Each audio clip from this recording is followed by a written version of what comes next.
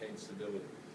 Has there been anything so far from either lawmakers who oppose these gun restriction bills or from outside groups who oppose them that you think has sort of raised the temperature or in some way led to a situation where we have a guy arrested for a death threat? Anything specific that's bothered you so far? Well, just recently it was come to our attention that one of our pioneers or trailblazers for this cause has come under threat. And I just think it's necessary that it's not just a one-sided thing, but all parties involved need to lift their voice. If indeed the idea is to come to some kind of resolution.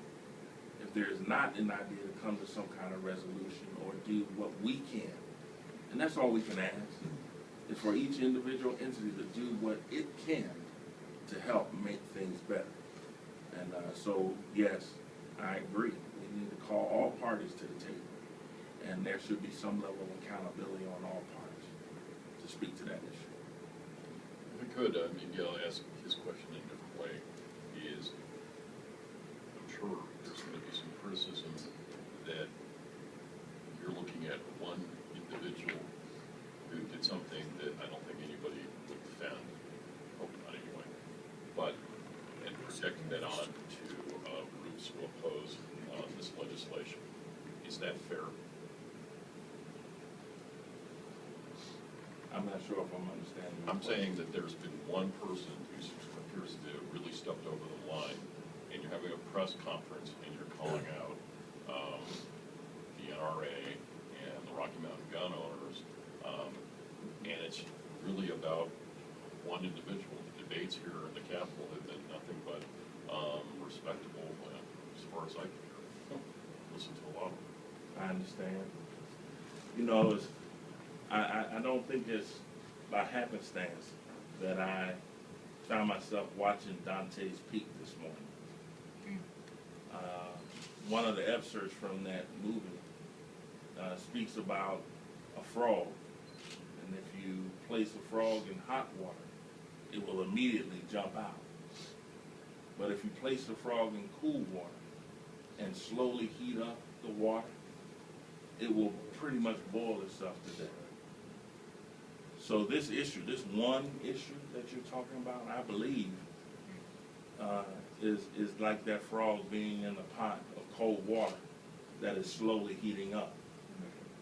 I think that it's necessary for us to realize that we're not all of a sudden eaten by a whale, but we are in danger by being eaten by the little fish. Pastor Swayze. Let me answer the question. Let me say to you that when our children are being killed on the street, that's not one thing. When our young men are being killed every day on the street through gang violence and whatever with these guns, that's not one person. We're not here just for one person. We're here because there are killings every day. Places like Chicago, places like this city. If you talk to the people who are in charge of those kinds of things. So we're not just talking about one somebody. We're talking about an array of people, an array of guns who have destroyed lives. When I think about all of the children that was killed, there was doctors killed, there was lawyers killed, there was preachers killed, there was all kinds of people killed. So at that particular time, and these people are being killed, we need to protect our people. Yes, sir. Are you happy with the level of charges that have been brought against Mr. Sanger compared to, say, James Copeland?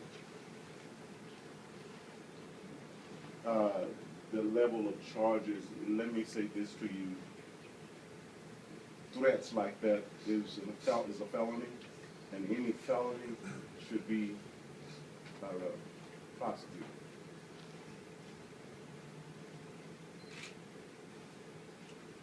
Thank you. If I could just briefly respond to your question. In Pastor Hill, I'm Reverend Andrew Midgyett.